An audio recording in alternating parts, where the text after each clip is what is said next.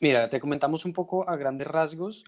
Lo que te pasamos por el cuestionario nos funciona un poco como mapa, guía de los temas grandes que queremos discutir contigo.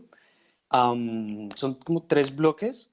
Está la parte como que nos interesa saber más de tu relación con el conocimiento científico que estudias y como editora de la revista. Y luego hay un componente que tiene que ver más con la revista en sí. Y por último, pues están estos elementos que presentamos como los bloques que nos interesa, o sea, esto de lo que es el core del asunto de lo que tú haces y un poco el contexto en el que está inmerso eso. Entonces, pues si quieres, podemos empezar y nos puedes contar un poco de qué va el área que tú investigas y no solo desde tu trabajo como científica, sino también desde tu curiosidad por esos temas de dónde surgen. Bien, pues yo soy, yo trabajo en el área de materia condensada. Yo trabajo con un material que se llama grafeno, que es extraído a partir de grafito. También uno lo puede crecer, digamos, molecularmente. Y, digamos, es mi campo de investigación porque es un campo, digamos, que nació basado en la curiosidad. Entonces, digamos, como en investigación que se puede hacer de forma sencilla y se tiene propiedades físicas muy chéveres y que pues que también podría, digamos, como servir para aplicaciones prácticas, digamos, que mejoren, digamos, como la vida de las personas. Entonces, yo estudio digamos, ese material, voy a cerrar la puerta y voy y hago, digamos, como experimentos soy experimental, diseñamos dispositivos con los estudiantes, pero siempre, digamos, toda nuestra investigación la hacemos que sea lo más sencilla posible, pero que nos permita, digamos, como entender cosas chéveres. Entonces, hay compañeros míos que les gustan como los experimentos, o sea, digamos, les gusta como un reto para estudiar física además fundamental.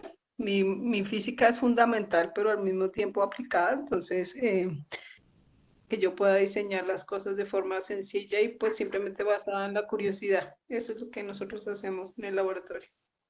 Uh -huh. Ujú.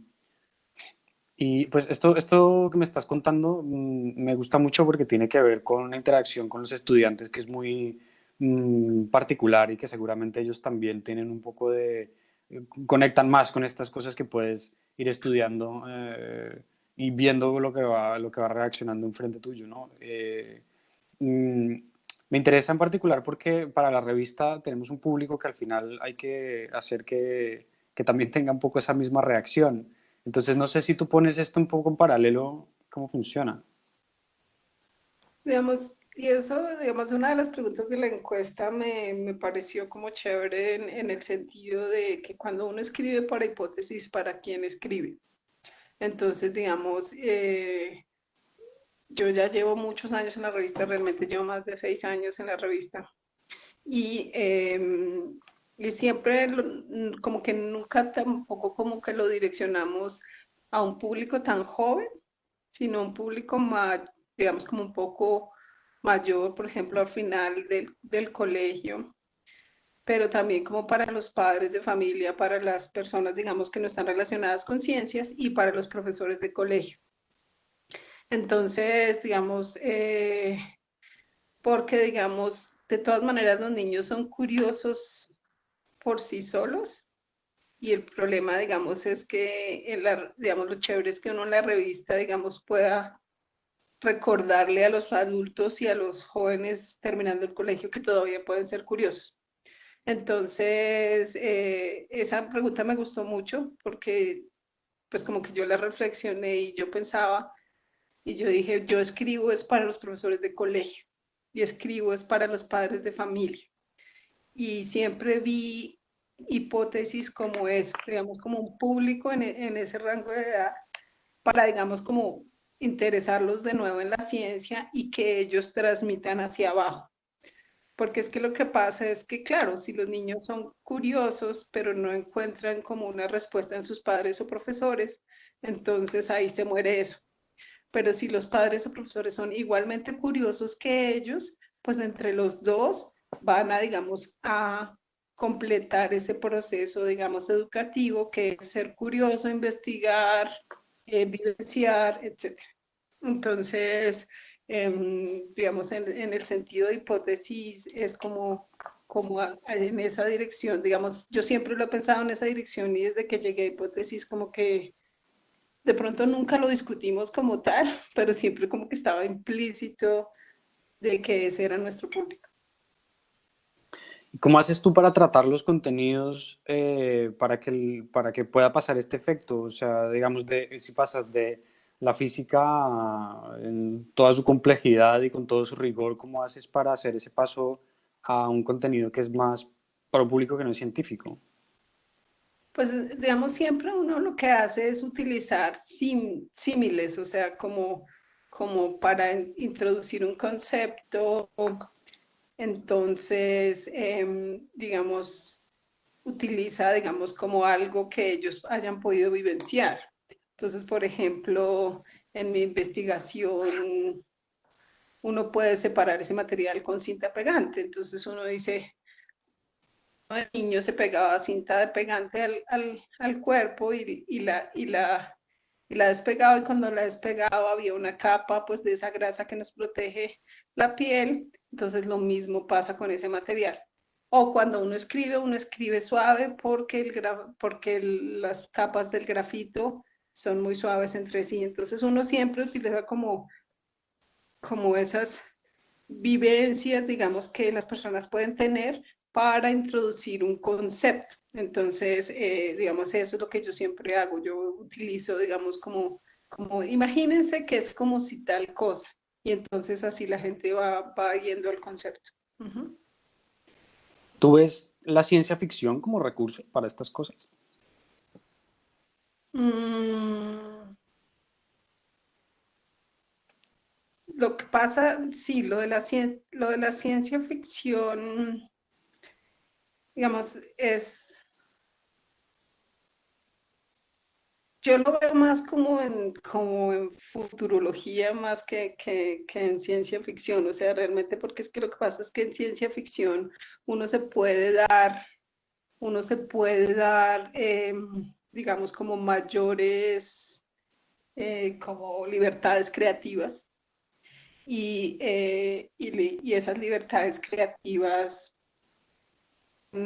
digamos, en conflicto con los principios fundamentales de la ciencia. Entonces te voy a contar un ejemplo. ¿No? Yo empecé a trabajar en nanotecnología hace muchos años.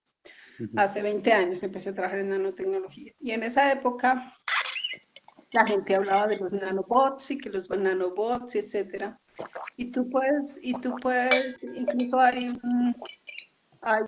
hubo películas, digamos, había una película o películas y capítulos de Los Simpson y todo, donde uno viajaba dentro del cuerpo de una persona, solucionaba una enfermedad o Ujú. atrapaba al malo y salía. Atrapaba al malo y salía. Pero resulta que eso está, digamos, en contra de los principios físicos de la nanoescala. Es que los principios físicos de la nanoescala dice que yo no puedo hacer máquinas de ese tamaño que se muevan porque son muy pegajosas, porque las tensiones superficiales de las paredes de los pulmones van a ser demasiado fuertes para atravesarlas y entonces, digamos, entonces no se puede. Entonces, digamos, lo de los nanobots surgió, digamos, hace 20 años digamos, cuando, por fin vamos a poder hacer lo que las películas de los años 60 nos decían de entrar en el cuerpo, atrapar un malo ruso, no sé qué. Eh, pero, digamos, o sea, yo lo disfruto la ciencia ficción, pero digamos, hay ejemplos de ciencia, de películas, por ejemplo, como Interestelar, que están basadas en principios físicos verdaderos. Ujú. Entonces, a mí lo que me preocupa de la ciencia ficción es que las libertades creativas son demasiadas. Entonces, obviamente uno quiere inspirar a las personas, pero quiere inspirarlas, digamos, para que construyan, pero no que para que sea demasiado realista. Entonces, y pues incluso yo escribí con un artículo con una persona y yo estaba en Irlanda ya y al final hay un capítulo sobre nanobots, entonces yo tengo un artículo, o sea, soy autora de un artículo sobre nanobots, pero digamos está ese problema. Uh-huh. Tú mencionabas algo que no era ciencia ficción, sino futurismo, no era, dijiste Futurología. otra cosa, futurología. Sí, futurología. Entonces yo creo que es que la física sí nos permite, digamos, como tener cierta visión de cosas que pueden suceder. Ujú. Entonces, hay un físico en Nueva York que se llama Michio Kaku. Él ha escrito entonces como del futuro de la física y como de futurología. Entonces, él como que tiene como esa perspectiva y entonces dice, podremos hacer esto, podremos hacer lo otro, pero digamos como físico, digamos lo que él dice que podemos hacer, digamos, digamos, tiene digamos, un componente grande, entonces de física. Entonces, yo creo que, digamos, uno puede hacer, digamos, ciertas predicciones a futuro, pero basado en los principios físicos y sin que uno pueda tomar demasiadas libertades creativas. O sea, que siempre esté basado en los principios científicos. ¿Tú crees que de alguna manera pueda pasar también en la vía opuesta? Es decir, que ves un relato de ciencia ficción con una cantidad de cosas que dices, esto no hay manera que pase, pero que la gente se sienta motivada para estudiarlo, investigar si existen circunstancias donde pueda pasar. Es decir, si, no sé si me hago entender. Mm, Como que si salte tan lejos esa curiosidad y ese relato para que la gente se lo cuestione y lo investigue para refutarlo o para buscar un poco su existencia. pues yo creo que de todas maneras, digamos, como que la ciencia ficción en general digamos, sí nos sirve muchísimo para inspirar, digamos, eh, ciertas cosas, digamos, en los niños, en los adolescentes, eh, digamos, en términos, por ejemplo, de inteligencia artificial, en términos de robótica. Entonces, digamos, ahí los libros de Isaac Asimov siempre, digamos, han sido, digamos, como el referente para eso. Pero entonces, digamos, particularmente, Isaac Asimov fue el que escribió el guión de la película que te digo, donde entran el cuerpo humano y sacan al malo ruso. Y él mismo se dio cuenta que la física no daba. Y él mismo, después de que él primero escribió el guión y después escribió el libro. Cuando escribió el libro, él lo corrigió porque se dio cuenta que eso no daba. Ujú. Entonces, yo, yo creo que sí sirve, pero creo que ahora también hay muchas otras cosas que sirven. O sea, digamos, nosotros en física hemos visto un aumento muy grande de matrículas de físicos, pero cuando uno lo estudia detalladamente, no es porque haya habido un fenómeno social, digamos, digamos, como una película de ciencia ficción que lo haya inspirado, sino al contrario, un programa tan simple como Big Bang Theory, que realmente, digamos, presenta a físicos eh, caricaturizados, pero físicos. Entonces, y ese programa de Big Bang Theory en específico tiene un componente científico muy grande, porque Big Bang Theory tiene asesores científicos que les dicen a ellos, que les decían, que yo creo que no lo hacen, les decían a ellos eso no es correcto, Ujú. esto es así, incluso todas las ecuaciones que estaban en el tablero eran correctas. Entonces, digamos, en el caso de física, nosotros hemos visto un aumento muy grande en, digamos, que se ha relacionado directamente con eso y también que se ha relacionado entonces con el interés de los chicos en inteligencia artificial. Ujú. Entonces, pues, pero particularmente no ha sido, digamos, inspirado por la ciencia ficción, que de pronto sí fue el caso mío, porque ustedes se ven muy jóvenes, pero sí pero sí, digamos, en los 80 digamos, las películas de ciencia ficción nos hicieron soñar a todos. Entonces, pero ahora, digamos, tenemos otro tipo de información, otro tipo de acceso o de experiencia. Entonces, yo lo veo como en esa dirección. ¿Cómo, cómo, cuando tú encuentras, cuando tú estás revisando revistas o papers, qué es lo que hace que a ti algo te atrape la atención? Las figuras.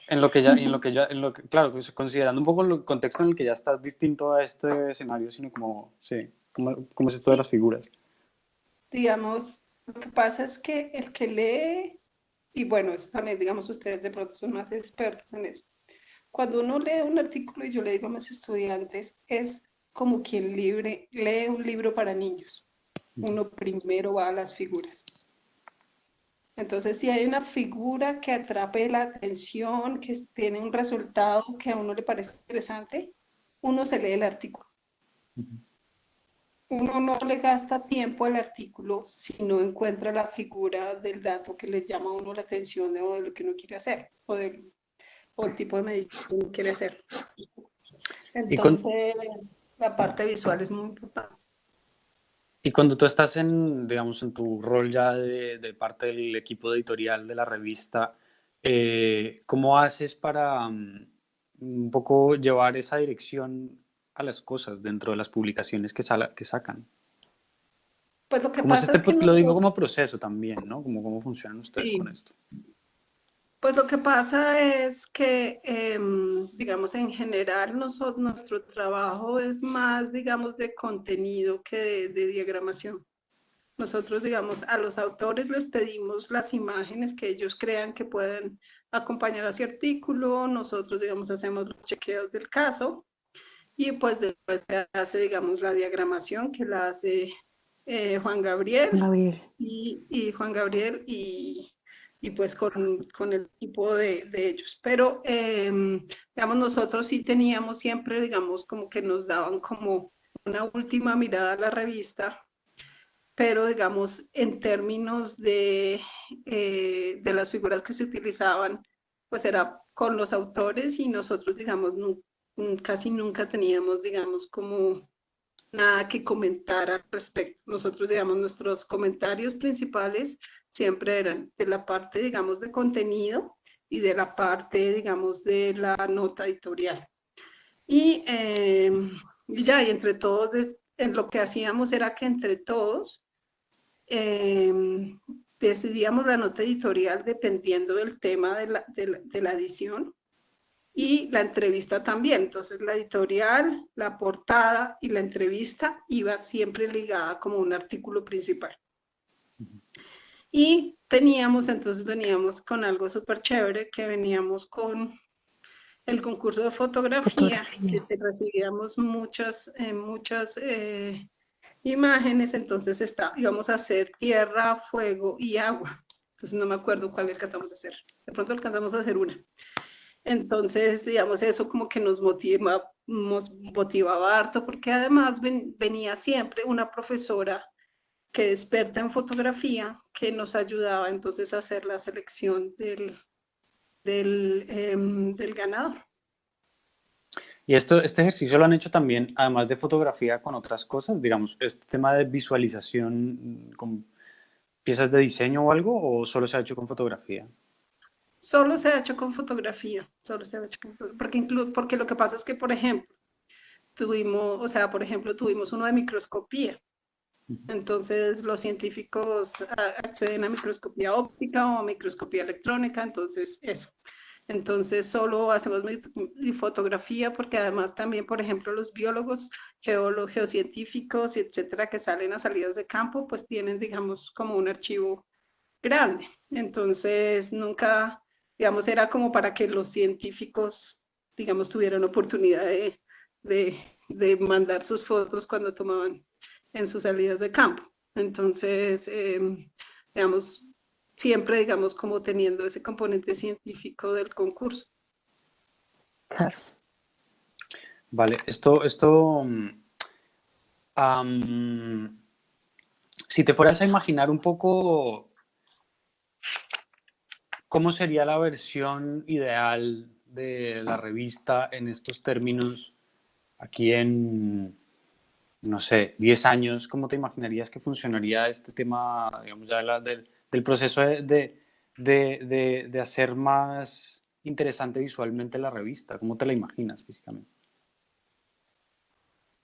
Pues digamos, ahí hay varias cosas que uno puede hacer, y digamos, como incluso para motivar a los estudiantes. Entonces, por ejemplo, a veces la gente, digamos, hay unas revistas, digamos, de cómics, como haz un cómic de tu artículo científico. Entonces, digamos, eso es algo que sería una sección, digamos, interesante, que, digamos, porque hay chicos que de pronto les gusta dibujar y entonces envíanos tu cómic de tu artículo científico. Entonces, digamos, eh, o digamos como infografías de cosas, digamos, como muy, como no sé, como pertinentes temporalmente para, digamos, que la gente entienda. Por ejemplo, tuvimos el caso de las ondas gravitacionales, entonces hubo un artículo sobre las ondas gravitacionales, pero también, digamos, acompañados de un científico, se puede hacer una infografía, digamos, que tenga un gran impacto visual sobre eso. Entonces, digamos, y hay artículos que salen todo el tiempo, que son interesantes y que se les puede hacer infografía interesante. Entonces, no sé, o sea, hay muchas cosas. Entonces, entonces uno puede coger, digamos, un artículo, hacerle una infografía o sea, yo lo que me lo imagino es como tener un poco de más participación de los estudiantes. Mis estudiantes estaban con una iniciativa que nunca la logramos, era hacer un concurso de cuento científico. Entonces, que se hiciera un concurso de cuento científico y que el cuento entonces fuera publicado en la revista Hipótesis. Esa idea yo nunca la alcancé a llevar al comité editorial, porque, digamos, la reunión que tuvimos con ustedes hace 20 días era la primera reunión de comité editorial que teníamos en 8 meses.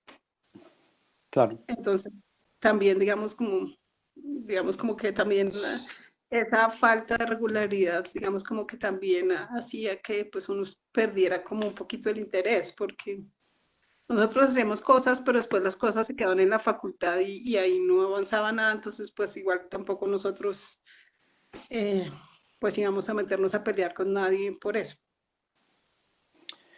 Por ejemplo, tú cuando hablas con los estudiantes, ellos además o sea, una cosa que me gusta mucho de la física es que es algo que tú puedes relacionar muy de forma directa con tu cotidianidad, o sea, lo ves en todo, básicamente. Entonces, tú cuando hablas con tus estudiantes, ¿cómo ves que es la relación de ellos del área de conocimiento que tienen con su día a día? ¿O lo ven como dos cosas separadas? No, lo que pasa es que el problema del físico es que es muy nerd. Y entonces un físico nunca deja de ser físico. Entonces, entonces habla, digamos, como de su física siempre, incluso si es teórico, si hace, digamos, como la investigación más rara del planeta. Entonces, Entonces, digamos, creo que para mí es difícil porque yo como que disfruto de esa conversación nerd, entonces como que no veo la diferencia. Entonces, pero digamos como sí, entonces creo, digamos, como que en el día a día, pues uno, digamos, como que le encuentra, no sé, la geometría a la dona, entonces que la geometría, la topología de una dona es la misma topología de un pocillo, entonces como que uno discute como esas cosas y pues hay cosas como muy chéveres, digamos, que se pueden asociar a la vida real, digamos como eso, como cuánto tiempo tengo que hacer, que sumergir la galleta para que no se rompa, entonces hay como muchos libros, digamos, que han tratado como esos temas más relacionados que son muy divertidos de leer. Y cuando están, por ejemplo, durante las clases o ellos en sus propias redes sociales, yo qué sé, utilizan esos canales para hablar también de estos temas, un poco de una forma más suelta. Un poco lo mismo que haces tú cuando estás hablando con ellos, pero más hacia afuera al público que lo quiera ver.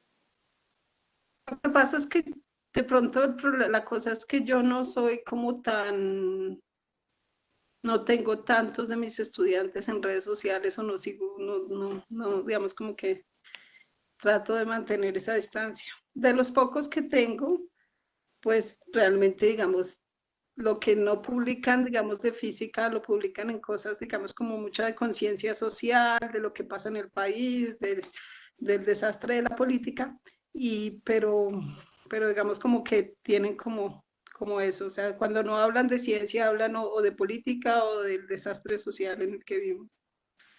Entonces, eso. ¿Y hay alguna relación eh, digamos, tal vez no evidente, pero como cosas que estén relacionadas entre lo que se estudia en el departamento de física y otras áreas de conocimiento? Porque esto que me mencionas, claro, es muy, porque estás inmerso en el contexto y son cosas que pasan a todos, pero siempre hay temas en los que te relacionas más de otras áreas. ¿Cómo es esto? Sí, digamos, digamos, veo que hay, digamos, como relaciones interesantes entre las ciencias en general y la economía. Entonces, eh, digamos, hay como un área que se llama la econofísica. Entonces, en la econofísica, entonces uno utiliza, digamos, como principios físicos para hacer modelos económicos. Entonces, por ejemplo, que las leyes de la gravitación universal, entonces aplican a la interacción económica entre dos países. Entonces son inversamente proporcionales con la distancia al cuadrado. Entonces, digamos, pero creo que, digamos, en la universidad no hay nadie que haga econofísica. Eh, y pues eso es un área interesante, digamos, yo estuve, digamos, ahorita a mitad de año en una conferencia de premios Nobel y creo que ahí aprendí muchísimo de los economistas que habían ganado el premio Nobel en ese sentido, digamos, de cómo se aplican los modelos, de, de eso que tiene que ver con la pandemia y cosas así, pero digamos de pronto es como un interés muy personal mío y no sé qué tan amplio sea con mis colegas. ¿Y tú nos has propuesto, digamos, que se hablen de estos temas que no son directamente de física, pero que afectan a la física, ahí mismo, en la revista? Eh,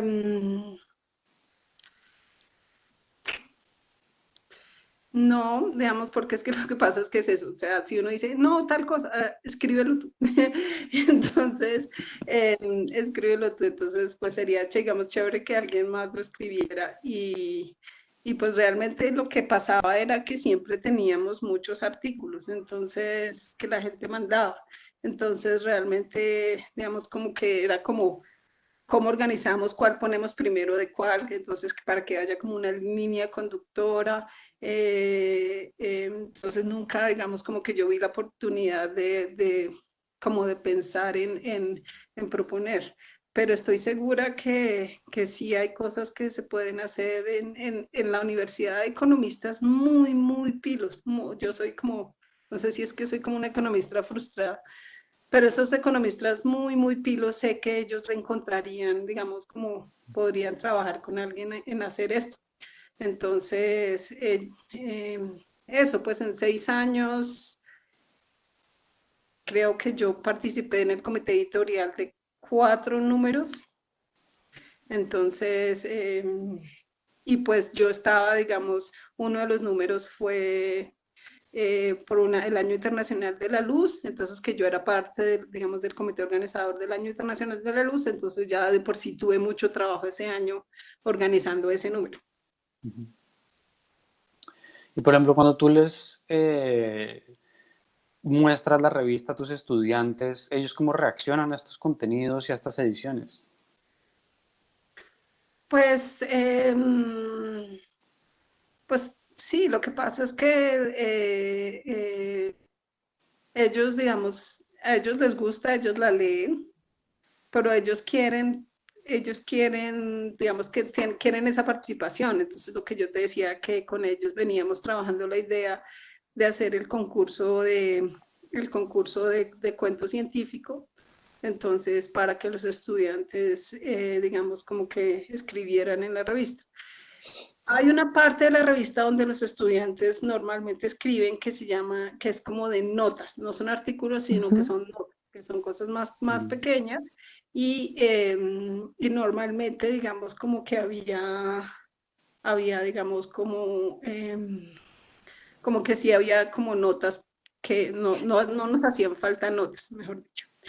Yo de eso, de pronto, después en algún momento tuve interacción con una revista de la universidad, que es la cosa más impresionante que hay, que es 070. 070 es para morirse. A mí me encanta 070. Me encanta cómo escriben en 070. Me encanta la infografía de 070. Y entonces, en esa maestría, en la maestría del CP, había un químico que estaba haciendo esa maestría. Entonces, digamos, a mí me parecía súper chévere, digamos, como eso de que las personas que les guste escribir puedan, digamos, como moverse hacia algo de periodismo científico. Entonces, eso. ¿Y la gente no han buscado de alguna manera vincular al CEPER con hipótesis para alguno de los procesos de la revista? Es que digamos, yo creo que es extraño, o sea, yo lo veo desde mi punto de vista extraño, porque la forma en que digamos, en que hemos funcionado como comité editorial en los últimos 3 años ha sido un poco unidireccional. O sea, como que las cosas se nos dicen de la facultad y entonces, pues uno, digamos, como porque nos gusta la revista, pues trabajamos y hacemos, pero digamos como que no nos hemos visto incentivados a proponer otro tipo de cosas, porque digamos como que no se da la oportunidad de hablar y de decir cómo estamos, qué podemos hacer mejor. Lo último que hicimos fue decir, necesitamos poner los artículos de acceso online. Y en eso lleva Juan Gabriel, quién sabe cuánto tiempo, porque fue difícil, fue muy difícil. O sea, porque cuando se cambió la editorial se perdió mucho material. Entonces tocó montarlo todo otra vez. Entonces, digamos, pues mi opinión personal es que ha sido muy unidireccional y que pues eso hace que pues que uno no se motive como a proponer algo nuevo, digamos, yo siempre soy como muy del concepto de equipo, entonces uno en un equipo son todos, no es como en un equipo se hace lo que yo diga, no, sino que tenemos que hacer esto, ¿cómo lo hacemos? Y entonces eso motiva a las personas a hacer. Pero si alguien viene y dice, hay que hacer esto así, así, pues es más difícil para uno estar igualmente de motivado y de comprometido en hacerlo. Entonces, pues creo que esa es como mi sensación. Pues nos pasó que escribimos una nota, un miembro del comité escribió una nota editorial y no la cambiaron. Entonces como que eso también, digamos pues como que lo deja uno un poco como aburrido de lo que uno realmente puede hacer como comité editorial. Digamos, si te fueras a imaginar una forma como crees que debería ser esta dinámica, ¿cómo podría ser? No sé si de pronto también lo hayas visto en otras revistas o en otros equipos que digas, mira, esto funciona y para el caso de hipótesis podría o acelerar procesos o permitir más diversidad en el tipo de contenidos. No sé, ¿cuál sería ese escenario? Y esas cosas que dirías, mira, esto puede funcionar muy bien para la revista. Sí, no sé. Digamos, o sea, yo creo que, digamos, no, yo no tengo mucha experiencia en comités editoriales, pero yo creo que, digamos, cuando uno trabaja sobre proyectos, uno, digamos, como que se compromete a ese proyecto y a que salga ese proyecto súper chévere. Y entonces, en ese proyecto, uno puede decir, que esto sería mejor para el proyecto y tal. Entonces, yo creo que más como algo amplio, yo creo que trabajar, digamos, en comunidad, en proyectos, es lo que crea ese sentido de equipo. Entonces, el proyecto, sacar el siguiente número. Pero entonces el proyecto significa, digamos, poner todo sobre la mesa, decir, tenemos esto, ¿qué les parece?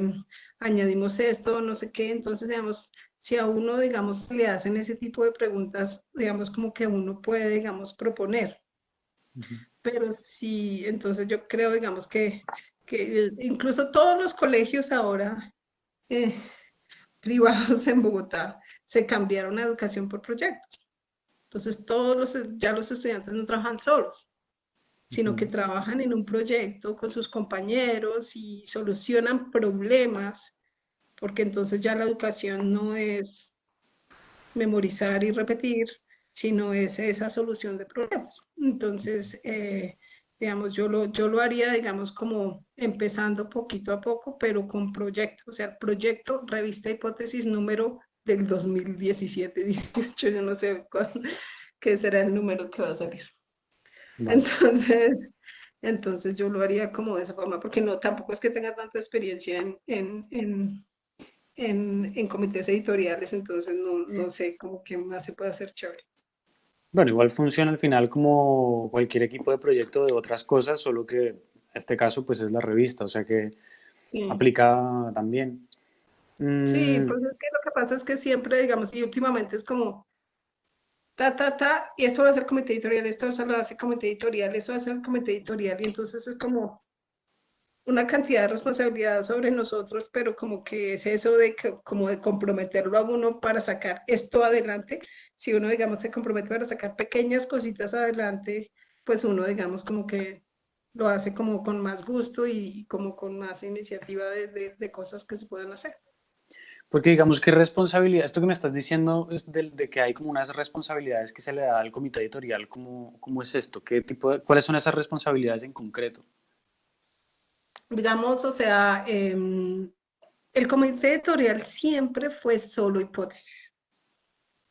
El comité editorial, digamos, nunca, digamos, estaba, digamos,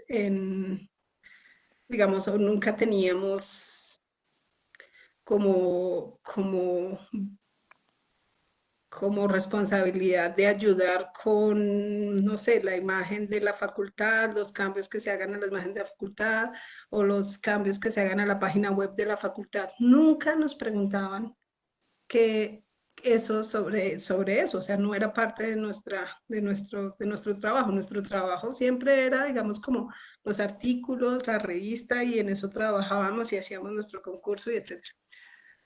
Pero digamos como que en la nueva administración, entonces es como más amplio, pero entonces como es más amplio, entonces se abarca poco, porque lo que pasa es que, digamos, como que uno no está focalizado en. Entonces, si uno está focalizado en un proyecto, pues lo saca adelante. Si tiene otro proyecto, pues lo saca adelante, pero uno necesita tener como esas divisiones. O sea, ¿tú crees que de alguna manera sí se reestructura o se agrega un poco funciones a cosas más específicas dentro del comité o de la revista? No necesariamente solo el comité, pero como pensar la revista como algo que contiene un comité y tiene otros elementos más, podría hacer que funcionara mejor. Sí, claro, o sea, si la revista tiene ese comité. El Ujú, comité era para la revista. ujú, Entonces, y así funcionábamos. Entonces, pues, digamos, obviamente, digamos, o sea, nosotros teníamos reuniones una vez cada 2 meses. De pronto nosotros podríamos ayudar o digamos, como hacer otras cosas. Pero lo que pasa es que el hacer de las otras cosas requiere, digamos, como eso de que te digo de decir, hay que hacer esto, y entonces en que hay que hacer eso, entonces en el orden del día uno dice, voy a hacer esto, voy a hacer lo otro, para sacar estos dos proyectos adelante, o voy a enfocarme en este proyecto para sacar este proyecto adelante. Entonces, que no sea como, sí, entonces escribimos 3 frases en la página web y entonces vamos a que la revise el comité editorial, pues es un poco, digamos, como fraccionar. Entonces, de pronto sí que hubiera, digamos, como un corrector de estilo. Es que nosotros teníamos corrector de estilo, un corrector de estilo para esas cosas, porque ujú, nosotros, digamos, realmente nuestra parte grande era la parte científica. ujú. Jenny lee el artículo de física y si no lo puede leer, busca un revisor para ese artículo en física. Y así. Sí. Y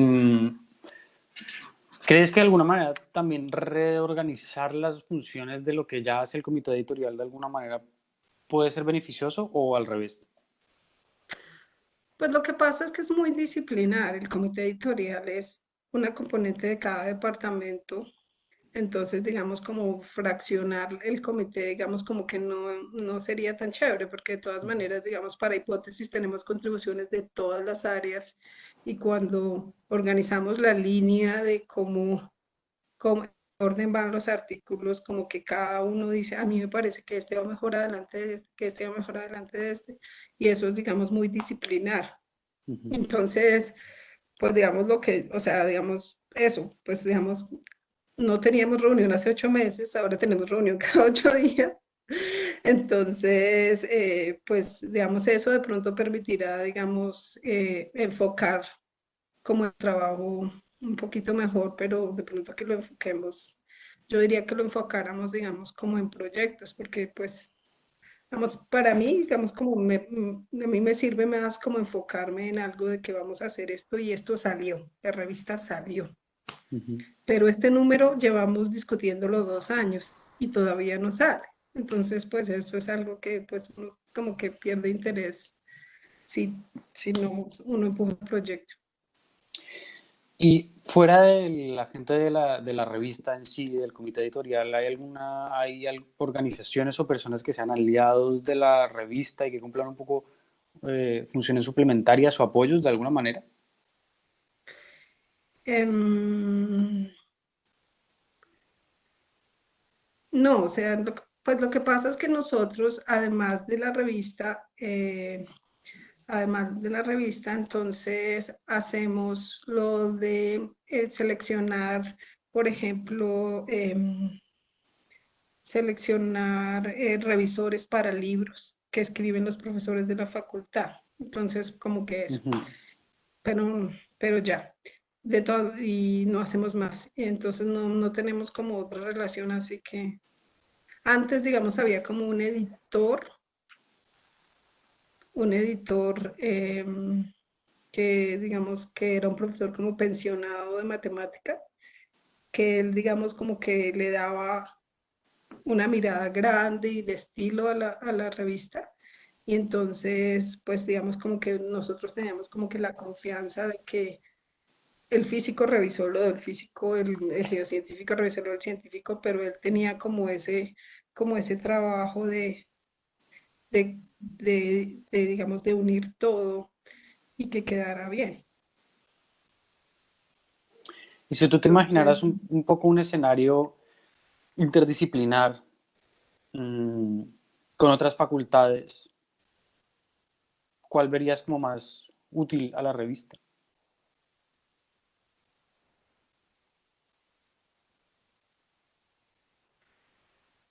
pues yo, digamos, yo lo que haría sería, digamos, como tener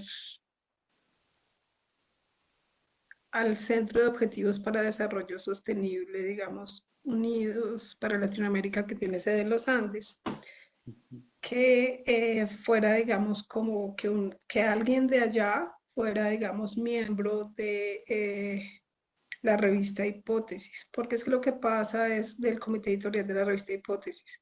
Lo que pasa es que digamos, ese cuerpo es muy importante, pero creo que se ha dedicado, digamos, también de pronto por culpa de nosotros los científicos, digamos, tiene una parte, digamos, social, una parte, digamos, económica, pero no tiene una parte científica tan fuerte. Entonces, por ejemplo, de energías renovables, de, de, de conservación, pues ahí está una profesora que es la profesora Catalina, que ella era parte del comité editorial, pero que ya no es. Eh, digamos, ella es como de las pocas científicas que tiene interacción con el Centro de Objetivos para el Desarrollo Sostenible. Entonces yo, digamos, como que lo diría, digamos, como en esa dirección y pues de pronto con invitados esporádicos por ejemplo, de ingeniería biomédica o de economía, pero no permanentes, porque es que yo creo que es que las cosas de ingeniería son, la forma en que ellos reportan las cosas es diferente.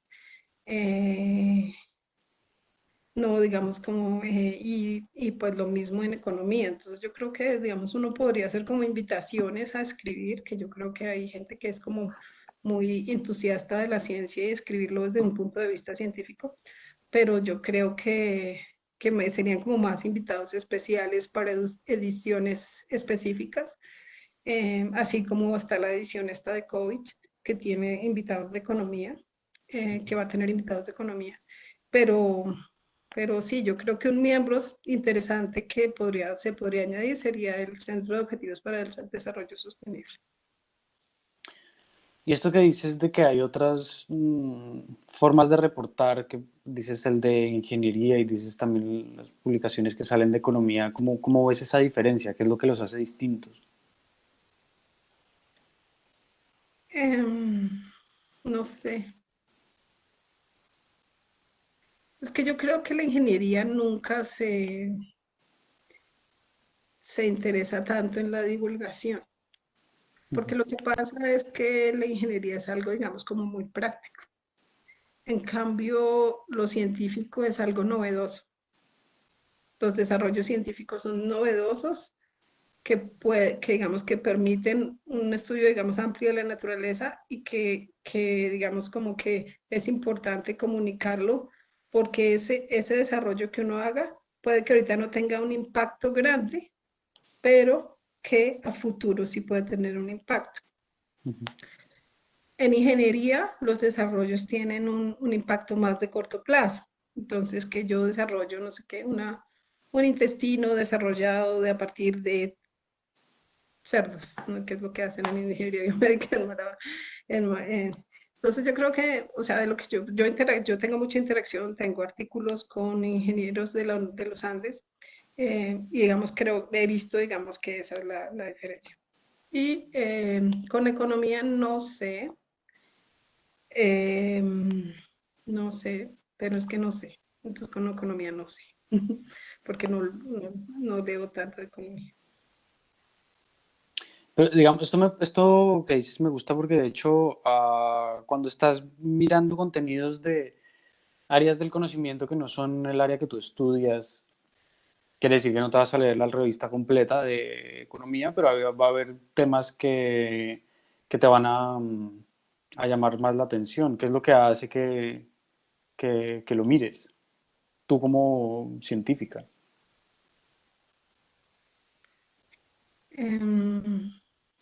O sea, ¿buscas cosas que estén relacionadas con tu tema o no necesariamente lo buscas por lo que es en sí ese tema de economía? Digamos, en general, de lo que yo he visto y por mi línea de trabajo, que no es el caso de mis otros compañeros físicos, uno puede prometer que lo que uno hace sirve para salvar el mundo, Ujú, pero resulta que es algo, digamos, que tiene un componente económico grande. Y hasta que alguien que haga cuentas no digan, sí, voy a coger eso para salvar el mundo, no lo van a utilizar. Por más que uno publique que esto es maravilloso, que esto va a salvar el mundo, no lo van a utilizar. No. ujú, Entonces, por ejemplo, hay un boom ahorita de paneles solares en todo el mundo, pero no, eso no es porque la gente diga que hay que salvar el planeta y los osos polares, sino porque producir energía solar ahora es más barato que utilizar combustibles fósiles. Entonces, no es porque la gente se interese en eso, cero, sino porque ahora es más barato. Entonces, digamos, cuando yo leo cosas de economía, las leo como en esta dirección de la tecnología. Las tecnologías no se implementan, no sé, porque lo que pasa es que al final es económico. ujú. ¿Tú cómo le transmites este tema, mm, no preferencia, sino como esta curiosidad que tienes por la economía, cómo se la transmites a tus estudiantes? ¿O es algo que pones un poco aparte? No, yo se las digo, pues lo del precio de los paneles solares, eso lo discutimos en mi laboratorio, pero yo lo que digo, le digo a mis estudiantes también, digamos, es que tengan un poco de cuidado a la hora también, por ejemplo, o sea, de decir, por ejemplo, los paneles solares tienen otro problema, por ejemplo, que es, que tienen una huella de carbono muy grande. Si yo compro un panel solar hecho en China, tiene una huella de carbono tan grande que su uso no contrarresta la huella de carbono que tuvo su fabricación, que no pasaría, digamos, con un panel hecho en Alemania, por ejemplo. Entonces, digamos, como que yo les digo como que siempre, mire, pónganle la mirada crítica a eso. Entonces, y pues, digamos, como hay otros temas que a mí me gustan mucho, que es como la energía nuclear, entonces yo les digo, la energía nuclear, cuánta material nuclear necesitas para energizar, no sé qué, entonces, digamos, como que yo lo pongo más como que relaciono un poquito la parte económica con la parte, digamos, de física, de cantidades que se necesitan. ¿Y cómo reaccionan ellos a esto? Si se les genera curiosidad o simplemente dicen, bueno, y ya está? ¿O cómo ves ese efecto? Sí, no, pues lo que pasa es que yo no sé, es que yo trato como de tener cabeza fría porque mis estudiantes son súper recontra entusiastas.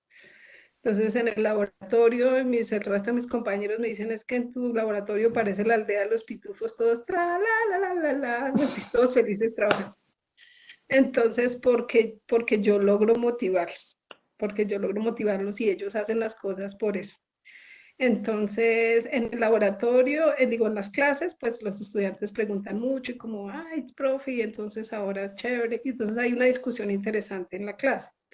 Entonces, pero digamos, pues ellos ven muchísimos cursos, entonces no sé qué otros temas ellos estén, digamos, expuestos.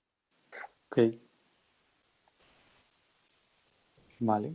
Pues igual veo que también ya estamos un poco al borde de nuestro tiempo de reunión. Sí. Igual te queríamos proponer una cosa, porque de acá sacamos varios elementos que nos llaman la atención, pero siempre hay cosas que quedan haciendo falta y hay varios elementos que igual te quisiéramos preguntar en otro momento. Vamos a crear una especie de documento que puede tener acceso todo el mundo, documento abierto, y te queríamos proponer, si te parece bien, que igual sigamos un poco la conversación por el WhatsApp y si tenemos alguna pregunta, algo concreto que te la pudiéramos hacer ahí, nos respondes por un ¿Por WhatsApp? mensaje, sí. Sí, con mucho gusto. Como para seguir indagando en algunos puntos importantes. Yo quería hacerte una pregunta. En nuestro primer acercamiento, tú hablaste de un coloquio de física. Ah, sí, ya tengo el link, ya tengo el link. Lo que pasa es que me dijeron aquí está el link, entonces que lo subo a YouTube y yo dije, pues, pues yo quería el link, era para compartírselo a ustedes, entonces ya se los mando. Entonces, Perfecto. de Juliana, sí. Es que Sí, primero tuvimos que pedirle permiso a ella para ver si lo podíamos compartir y ella ya dijo que sí, entonces ya tengo el link, entonces ahorita se los mando. listo. ¿Y tú me podrías dar el nombre de el apellido de Catalina? Porque podría ser bueno de pronto escucharla en alguna parte del proceso que estamos haciendo. Sí, sí, sí, sí. Entonces, ya lo busques, que no es que sí, solo es como, hola Catalina, yo no me acuerdo el apellido. Entonces Para ya lo poderla. busco y se los pongo entonces en el WhatsApp. Perfecto. Genial. Entonces, pues muchas gracias, Jenny, por este tiempo y No, gracias a ustedes. seguiremos en comunicación para tocar algunos puntos que nos abriste con esta conversación muy interesantes. Bien, súper, ¿no? Pues todo que sea por el bien de la revista y de las cosas de la facultad. Muchas gracias a ustedes por el tiempo. Vale, a ti. Bueno, Bueno, chao, chao. Chao. chao. Vale.